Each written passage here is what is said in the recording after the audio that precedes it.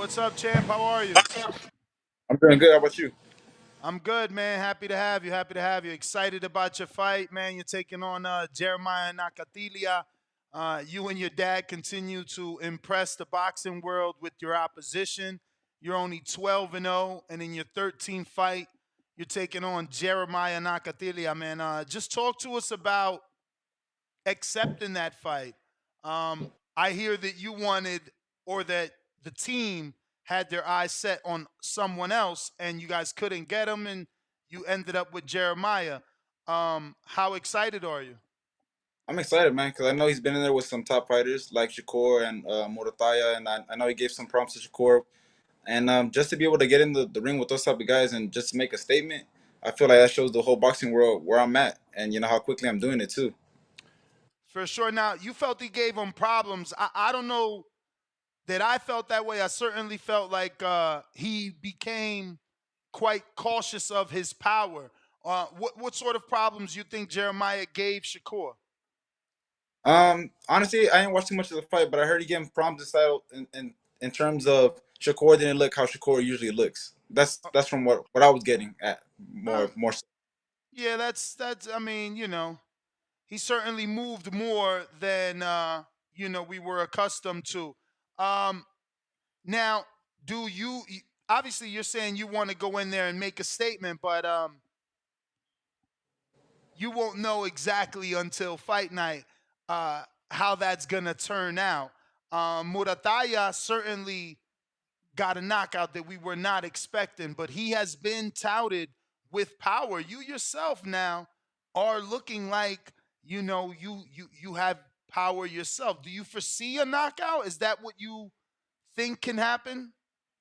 Yeah, I mean, from the way we're training right now and the way we have everything, I definitely see a knockout. You know, there's a lot of times where I could definitely play out fights in my head before it even happened, and I definitely see a knockout coming. You know, with him and any of the future opponents that we got. Like I said, I'm trying to impress people and I'm trying to show people what I got. And fortunately, I got KO power, so that's what people want to see.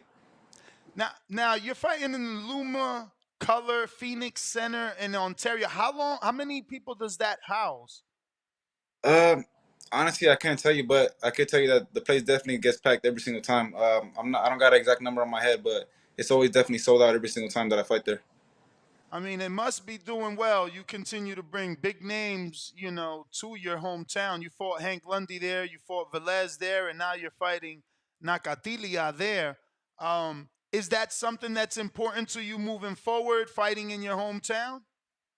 Yeah, definitely important. But now, we're looking to get the whole world on notice now. So, it should be anytime soon where we kind of showcasing my talents to the world now, and they kind of know who Tito is and get put up there with the big names like the Shakors, the Gervonta Davises. That's what I want to be put up there with. And I why want to you saying showcasing your talents to the world? You mean broadcaster or television? Yeah, I want all the eyeballs to finally get. I need to be in the spotlight now, and I think that's what I really need to. That's where I need to be at, and I know a lot of fans or casual fans they're gonna be impressed by the way I fight. I'm not a boring type of fighter. Like I said, I go for knockouts, and I got a lot of skills too. So it's not you don't see like just a one type of a one trick type of pony type of guy. Now you're certainly reaching for the stars, saying Shakur and Tank, but those are multiple division champions. How soon are you looking to fight for that first title? I mean, you're obviously moving fast. That's why I ask. Honestly, man, just whenever the opportunity comes to itself, there's no specific time. I mean, obviously, I'm a fighter. I'm a real fighter. So I mean, I feel like I'm ready now. But obviously, when the opportunity comes, we have no problem taking that opportunity. A lot of guys kind of pick and choose. The world champions they want to fight. Man, whenever we get that call, we taking it.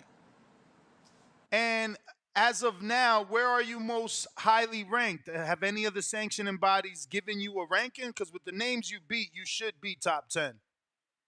Yeah, honestly, I'm not too sure on that one. And then it's kind of hard to say that too because we all know that every sanctioning body kind of has well, obviously they are kind of corrupted. So, I couldn't really tell you too much. I know there's some guys that shouldn't even be ranked up there in the top 10, top five that have no business even being there. But I'm not too sure. But we're definitely gonna be in the works of that and trying to get a world title shot.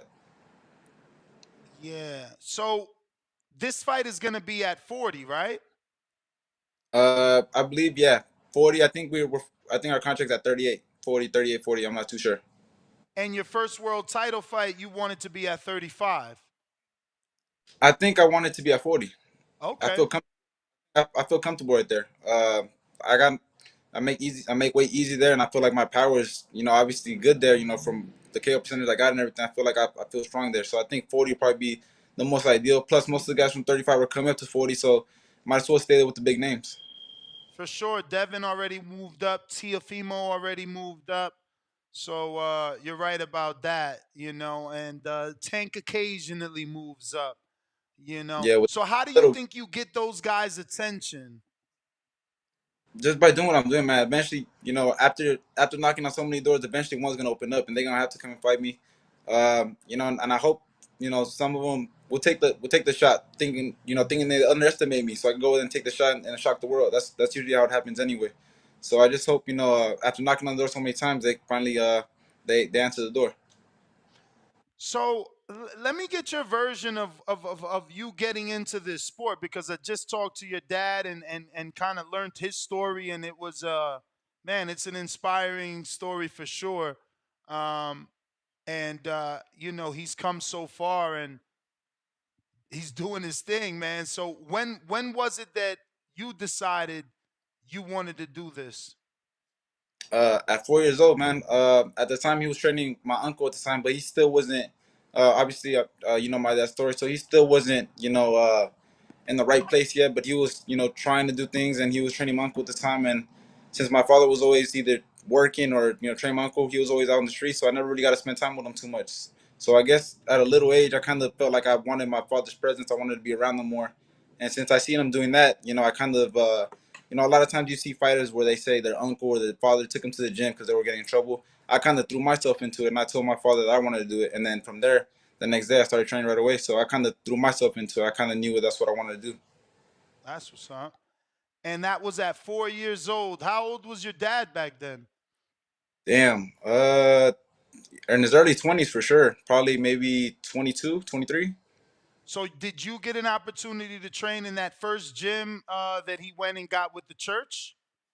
Yeah. Yeah. No, I was probably around maybe 12, 13 years old when we got that one.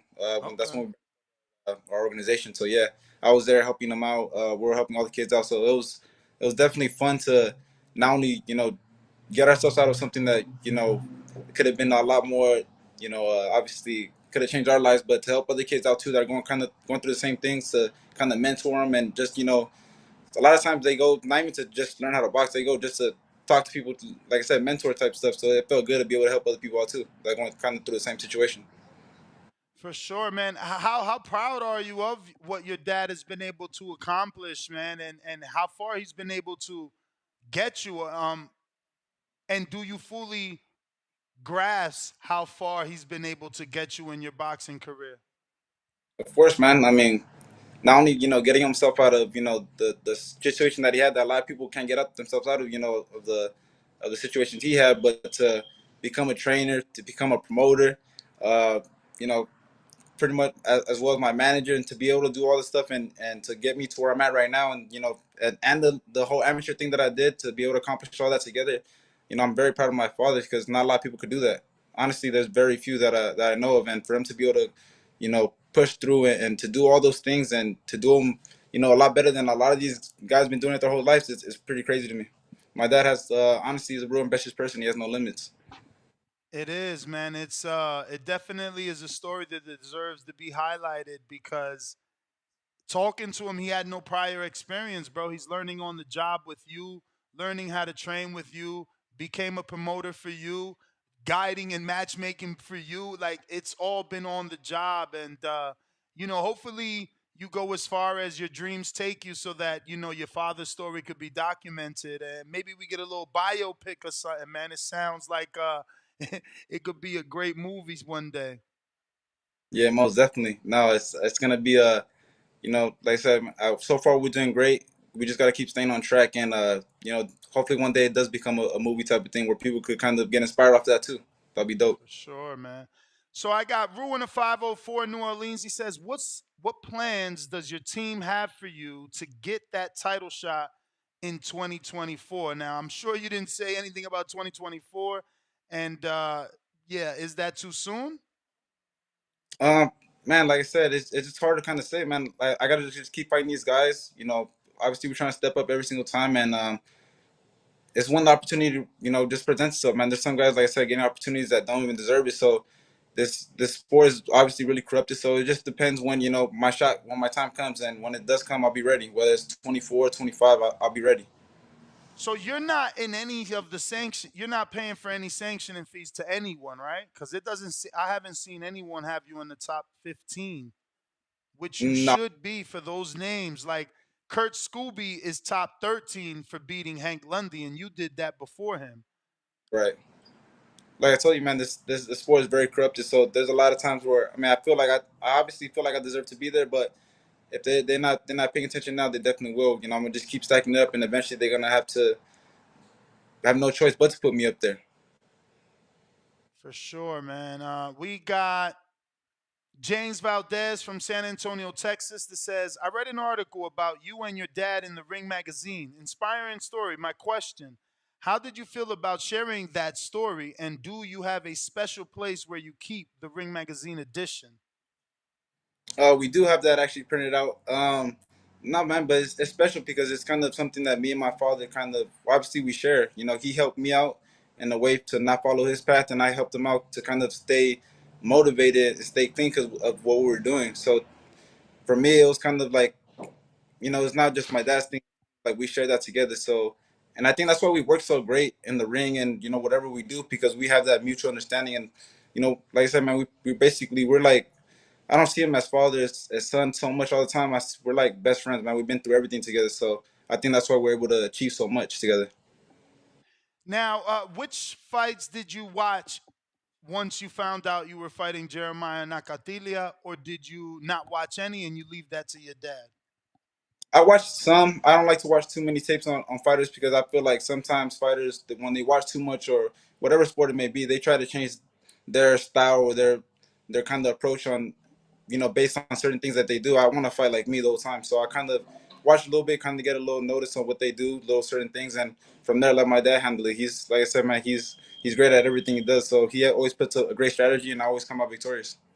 Which fight did you watch? I watched the Jakor one, which I fell asleep in. Mad boring. I'll be honest. So the Murataya was only 2 rounds. You didn't watch that to see what he get caught with? I did, but I feel like honestly too though that was kind of an early stoppage in my opinion. But I definitely thought Q was hurt, and I think that obviously some of the things that Morotaya did, I definitely want to implement them because obviously it worked for him. So there's certain things, but obviously my styles make fights. So what he Morotaya is able to do, I might not be able to do that. So I might have to find a different outlook, or it all depends on the ring. But I know definitely the end result is gonna be me with a knockout though. And Shakur put him down as well in the 4th round, but didn't get the stoppage. That win a unanimous 12-round decision. So you think based off him being stopped once and dropped once by those two top level fighters, you should be able to at least stop or drop him, you think? Like I said, man, styles make fights. Some guys, never know. Things might turn out differently. He might have had a bad night. That's why he got what happened with the Morotaya thing or the drop. So you never know. But I definitely know that he's a tough opponent. Obviously, a lot of people are, some people think we're crazy for taking this type of fight because obviously he does have a high knockout ratio. He's fought top guys, Burchett, which he He beat. Stop. destroyed Burchell. So we know he has a lot of experience, man. So I'm not overlooking him, but I just know what I could do too. So I know it's gonna be a great fight at least, but by the end of the day, but we're definitely going for the knockout. I know what I could do, and like I said, I'm not overlooking him. I know he's tough. So your dad was telling us that this fight is going to be streamed on BXNG TV with Adam Glenn. Are you excited that at least now it's going to be streamed and then some people can see it? Yeah, no, anytime I get anybody to see it, that's not in the audience is always a plus for me. Like I said, man, it's just to me, whether we fight with 100,000 people or nobody, I love what I do. So it really don't matter to me. I'm the type of person that can fight in a big audience or not, and I'm still gonna go there and get the same results. But no, definitely makes me a little bit more excited that I know people are gonna watch. So it definitely wants me to step my stuff up. That's why we're working in the gym still. All right. Well, Tito, man, we definitely appreciate you coming on and giving us a quick update. Obviously, you're locked in for this fight, and we're wishing you the best. This is happening November 11th in Palmetto, California, right? Ontario, Oh, Ontario, California. Ontario. Yeah. Okay. And anywhere you want to send people where they could get these tickets? Yeah, you could go to the Instagram on Fight City Promotions. You guys could we have a website up there. You guys can get tickets right there, or even DM me directly. We'll figure out a way. But yeah, man, you don't want to miss this fight. This fight's gonna be obviously it's a pay per view. I feel like it's a pay per view type of fight. That's it's worthy and it's out here local. So anybody that's out in the area definitely don't want to miss it. For real, man. You and your dad doing your thing, man. Keep doing it. Let everybody know where they can follow you. And thank you again for your time. Yeah, you can follow me on all social medias at Real Tito Mercado, and I appreciate you guys too. Thank you, Ness. All right, brother. Take it easy. All right, Bernie, Thank thank you. There you have it, ladies and gentlemen. Tito Mercado. What up, YouTube family? Don't forget to hit that like button. Subscribe to the YouTube channel. Help us get to that 1,000,000 subscribers. We're on the road to 1,000,000. And obviously, we have other great content on our Patreon channel. So since this video is over, head on over to our Patreon and check out all the exclusive content or right here on our YouTube members.